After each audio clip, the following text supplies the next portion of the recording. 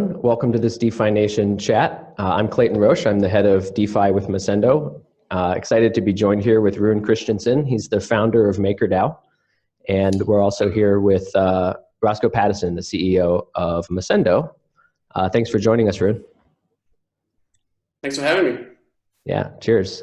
So we know that MCD is launching soon, and just super keen to hear your thoughts on it.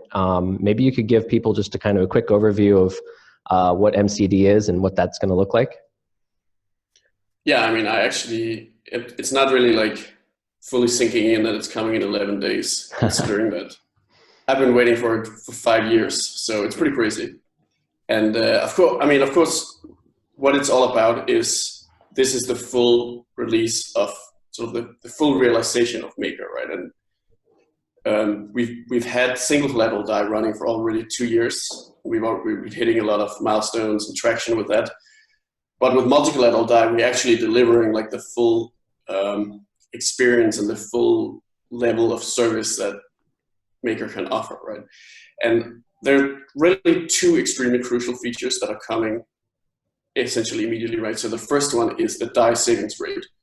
So that means that on November 18, once people upgrade the DAI into multi-collateral DAI, they will immediately be able to start earning the DAI savings rate, which initially will be at 2%, which is kind of like a nice low, kind of like won't stand out too much, these 2%, when you compare to other DeFi. But what's so crucial about it is that this is a risk-free return. So that means it's not like some of the people who upgrade to multi-collateral DAI will choose to start getting the DAI savings rate. It's really every single person who does it. They will be able to get it, and in most cases will choose to get it. I mean, it does depend on their wallet and so on, right? But there's no you don't really have to make a decision here, because this is essentially free money that's coming directly from the protocol to you without any extra risk or even exposure to other systems, which is how it works with other of the more like high yield, high risk DeFi products. Sure. So I think that's really exciting. And that's going to be like the immediate kind of like interesting thing that's coming out. And of course, it's going to be a variable rate. So it'll start at 2%, but it could easily go up or go down as well, depending on the balance of DAI, right? So it's modified in order to keep DAI stable. And then the other really big thing that's coming is, of course, the fact that you can use multiple collateral types. And so at launch, people still mostly use ETH in order to generate DAI, because that's just the most popular asset for DeFi, right, on Ethereum that's available right now. But then in order to get this functionality of having multiple collateral types started, we propose to include just like one extra ERC20 token, which is BAT, so basic attention token, which is one of the highest valued ERC20 tokens. But that's just going to be the beginning, right? So from there, as a community starts getting comfortable with how to govern the new system and how to operate it, then every single ERC20 token will be onboarded, and DeFi users will then have access to, they can use any asset essentially in Ethereum that has value and be able to collateralize that for DAI. I see, nice. And Rune, I really like this frame about how you've been thinking about MCD for 5 years, and it's finally coming, and it's also kind of represents MakerDAO delivering on the promise that they made originally. And I guess I'm curious for you, were you anticipating so many platforms would build on single collateral DAI as have up till this point? We have all these DeFi services and everything. Well, I mean, I was anticipating single collateral DAI would last a lot shorter than it did, right? So when we first built single collateral DAI, we actually expected it only to last 3 to 6 months. But then, of course, we just kept going deeper and deeper into optimizing the security of the full system. So that's why it ended up lasting for so long. I mean,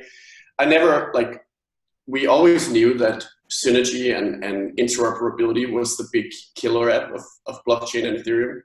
And that's what we built Maker for, right? So we always built Maker as this low-level infrastructure protocol that others can then easily build on top of. But yeah, I mean, I guess I've been very, it was very surprising to see how the entire DeFi movement, and basically the first instance of interoperability on Ethereum, spawning out of single collateral DAI essentially. I mean, you can really look at, if you look at Ethereum, there wasn't really much going on. Well, there was ICOs, obviously, right? But there wasn't really much in terms of like actual usage going on. But then once we got single collateral DAI, that gave the developers out there the tool that they needed so that they could build all sorts of cool services. And I mean, I think with multi-collateral DAI, this whole dynamic is only going to exponentially increase because there's going to be so many new things for developers to play with, right? Including the fact that there'll be multiple collateral types. Even the DSR as well also has some really interesting implications because of this risk-free and sort of like choice. You know, you don't have to make a choice to use it. So that means that as a developer, you just build it in automatically and get that free money no matter what. And it might even be possible for developers to use it to monetize as well. So what you're saying here with the DSR is that it's not going to be the same user experience where I might choose Fulcrum and send my DAI over there and start getting returns. Like developers can sort of build it into a wallet, for example. So it's much more of an automatic experience. Is that the right way to think about it? Yeah, I mean, that's exactly what we expect to see happen, right? So the way that the Maker Foundation has built in the DSR into Oasis, which is our new kind of like one-stop shop DeFi platform where we're putting in the new features that we support, right? We actually did build the DSR in as like a button you have to click. So you have to click a button and then your DAI starts earning DSR, and then you click another, you can click it again, right? And it stops earning it and becomes available to send. But the only reason why we did this and didn't just make it automatic was basically so that in case users wanted to optimize their gas costs, they could like decide if you like, there are situations where you don't want to get it if you only hold the DAI for a couple of seconds or minutes, basically. Sure. But that's pretty much the only situation. But I mean, the thing is that with centralized exchanges, for instance, in the long run, it's almost guaranteed that they will just all, like the moment that your DAI is on the exchange, you will just start getting the DAI saving through. And also there will be many wallets, I think, that will build a system that automatically means that anytime you receive DAI, it just automatically gets turned on with the DAI savings rate, so you start earning the money. Or it's like you get a pop-up saying, hey, just turn it on, you know, why not get some free money? Sure. Nice. So I had some specific questions for you about the, so there's going to be a few month period where people can upgrade from single collateral to multi-collateral. And I had just like one very specific question for you, which is like, my understanding is after that period ends, anybody still holding single collateral DAI can still exchange it for some fixed amount of Ethereum in the future. Is that correct? Yeah, that's right. And this is something that's being talked about a lot right now in the community, right? So what this really is concerned with is what's called the emergency shutdown, or even the shutdown feature, or in the past it was called global settlement. So this is kind of like a bit of a nebulous and a feature that's kind of like, not many people really know exactly how it works and why it's there, but it's just like, it's sort of the ominous thing on the horizon for single collateral DAI, right? And of course, some people actually think that it's like the foundation that has like a secret backdoor that they can use to shut down single collateral DAI, which isn't actually true. So this is basically a governance feature like any other that's built into single collateral DAI and actually built into all stablecoins. So even the thing that came before, you know, the earlier version of single collateral DAI, and then also multi-collateral DAI will have it. And basically what it, like the reason why this feature exists most fundamentally is that this is a defense against any form of attack on the system. So if you had something like malicious governance or malicious oracles, you can actually always defend against them by just like shutting down all the advanced logic of the system and just settling people with the collateral and giving people, so you basically make sure that in the worst case scenario, all that happens is people just get their money back and the system stops delivering its service. And then this is also what we've been using to facilitate upgrades of the system, right? So when we first upgraded from what was called Psi1 and then to single collateral DAI, we did the same thing, right? So we kind of like let people migrate and then we shut down Psi1. And so Psi1 was the alpha basically, which was not very widely known, but actually ran for half a year before single collateral DAI. And so, I mean, so the thing is that like it's not really the main focus that there's going to be like a shutdown of single collateral DAI. Like it's not really the idea that that's going to come anytime soon. It's more like it has to happen eventually though, because of like basically how single collateral DAI is built. Like so the peg fundamentally like requires emergency shutdown to happen eventually for it to even cryptoeconomically make sense. And then basically multi-collateral DAI is just superior on so many levels, right? In terms of like the technical advantages that the system has, as well as the flexibility in terms of what kind of things you can do with it. That what we anticipate is that there'll be a lot of people migrating in the first couple of months. Then there might be some people also that that actually don't want to migrate to multi-collateral DAI because they don't want to have a stablecoin that's collateralized by multiple collateral types. And there's even an option. I mean, there's even an option to actually build a new stablecoin that supports that using the multi-collateral DAI code base, depending on how much demand there actually is for this. And there's going to be some people that don't even upgrade at all, and maybe that's going to last for months or a year or longer, right? And they just don't upgrade at all. And this is the case of people that have lost their keys or something, right? That just aren't paying attention at all. Sure. Yeah. And then the thing is that we believe that it's going to be safer to then actually do a shutdown of the system once we get to that stage, rather than letting it run indefinitely. And that's just because of the additional technical advantages that MCD has, and sort of the additional monitoring and security infrastructure that exists around it. It wouldn't really make sense for the community to keep running like a separate version of all of those things for single collateral DAI, just in order to kind of like try to keep people's money safe there, when you can just shut it down and let people either choose to migrate or just hold on to their ETH, right? And just be safe in having that. Sure, of course. I have a question. Rune, what sort of opportunities do you see that this is opening up that's interesting for the builders out there, like the builders tuning in, watching this? Like what interesting new opportunities come from MCD and DSR? Well, I definitely think that the least understood and most underrated ability or like feature of the DSR is that you can actually use the DSR, like you can both use the DSR as this like low risk, low reward kind of return on your DAI, but you can actually also use it to like boost the return you get on more advanced like DeFi lending or if you like systems essentially. So if you look at something like Compound, right? Compound pays a yield to people who lend into the system based on how much of the supply it's able to then lend out again, right, to borrowers in the system.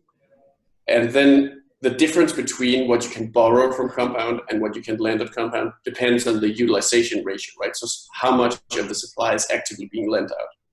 And the DSR can actually help here, because you can use the DSR to kind of like also source some revenue, or like source some cash flow from the DAI that is not being utilized. So so you can actually take and like obviously you can't like give the same yield, right? But you can give something, and then basically it's like again it's kind of like this free money that's zero risk, right? And it doesn't lock it up. It doesn't like impose any restrictions. So it just means that the compound yield can just be made a little bit higher, and this can also be done by like exchanges that have their own margin products, or like other types of services other types of products and services. And I mean, probably this is just the beginning of like innovative ways that we will see the DSR actually can be utilized. Nice. Yeah, I hadn't thought about that. When the utilization rate is maybe 80%, there's 20% of the DAI that's just sitting idle. And if that can be gathering the DSR returns, then that's all the better. Yeah. So Rossco and I we've been talking a lot about the transition in the office, and of course Mosendo is using DAI as our currency. So like this is definitely big news for us. And I guess I'm curious for you, like the first round of collaterals that were considered were ERC20 tokens. I'm just curious, like when do you imagine there's going to be a type of collateral that my mom would like recognize, for example, that could be under MCD, something that's not sort of hidden in the crypto sphere? It's hard to really predict too exactly, right? Because what it depends on is, well, three things, right? We need projects to actually propose and have sort of on their end built collateral that will work with the system, like real world collateral or something like that, right? Or gold or something that makes sense like that. And of course, there actually are already some cool examples here. So like basically that's actually not the hardest part, or right, like the big blocker right now. So the other two elements is then we need to have proper risk analysis of this. And then finally the community needs to like decide on how it actually, like decide on the process that it wants to use to properly like risk assess and ratify and go through these kind of assets into the system. And what's happened so far is that there's been some really interesting proposals and like some pretty interesting projects in space that's kind of like already been engaging the community.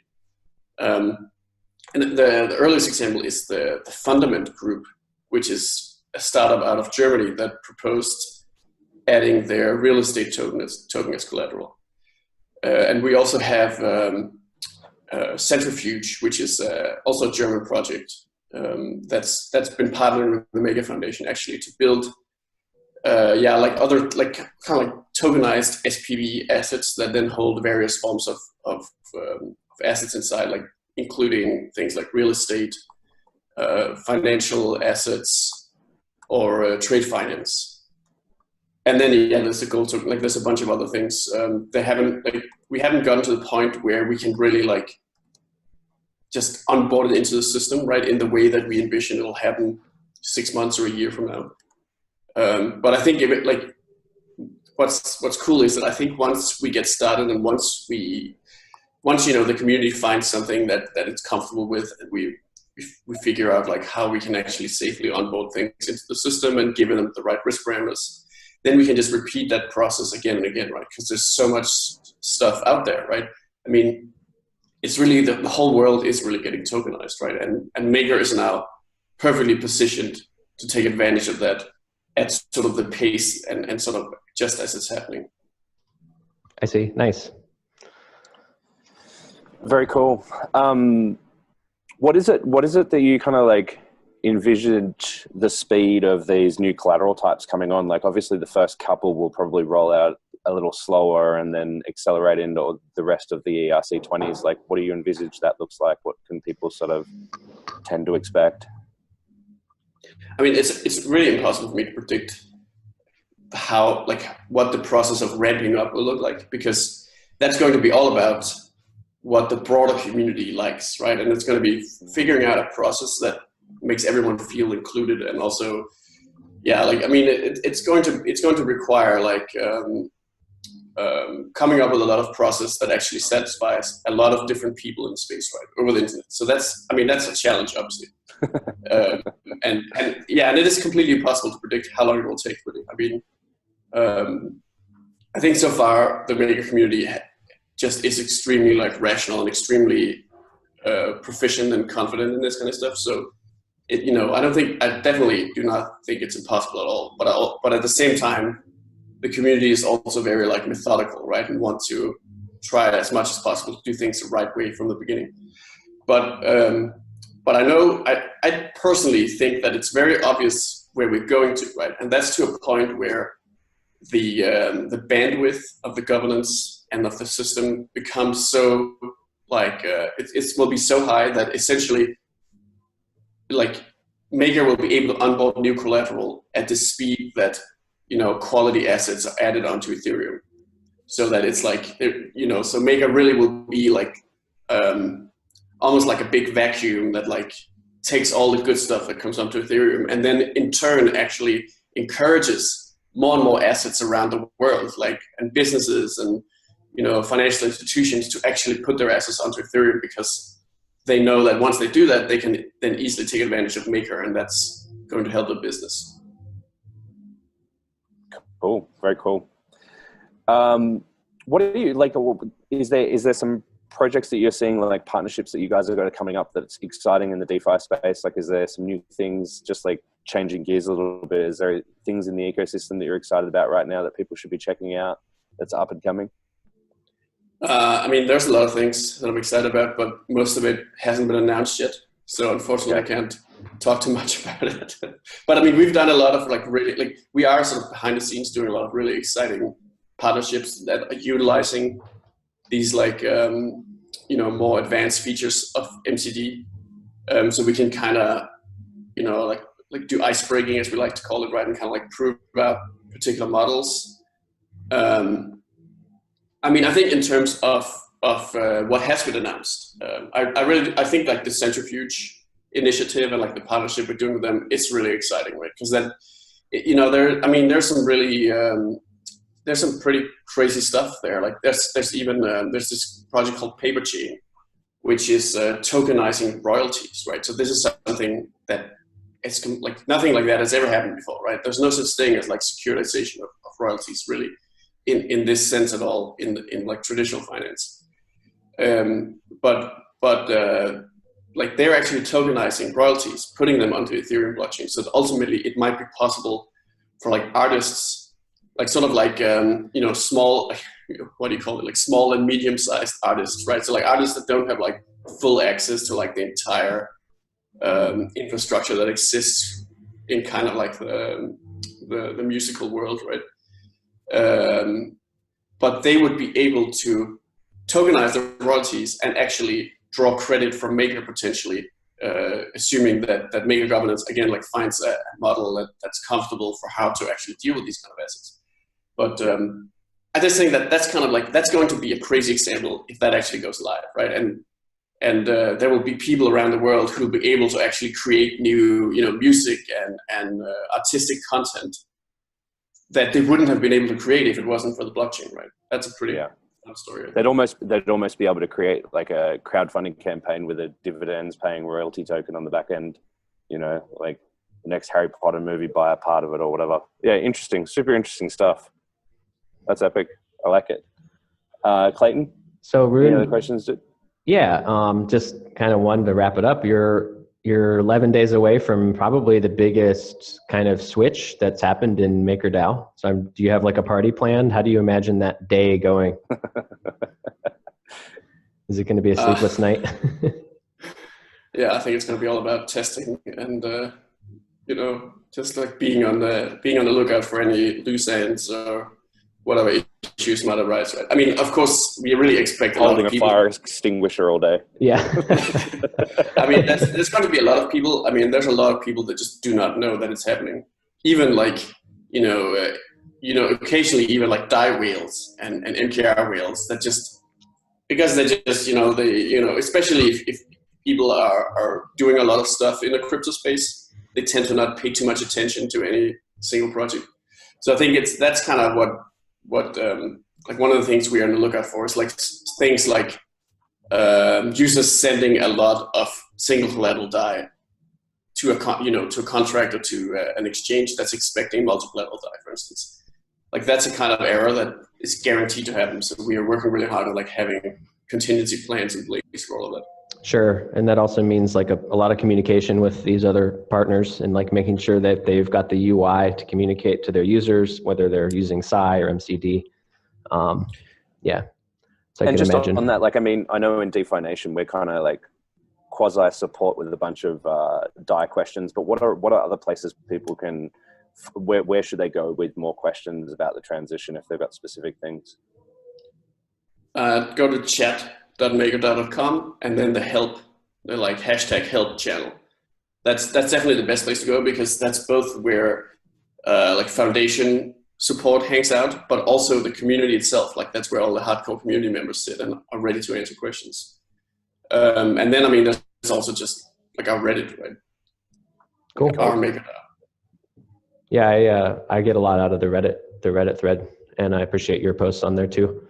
Well, awesome. Thanks a lot, Rune. I really appreciate you joining us and chatting about the transition. I'm super excited about it. It's going to be a big thing in the DeFi space, and so I really appreciate you taking the time. Yeah, of course. Thanks so much for having me.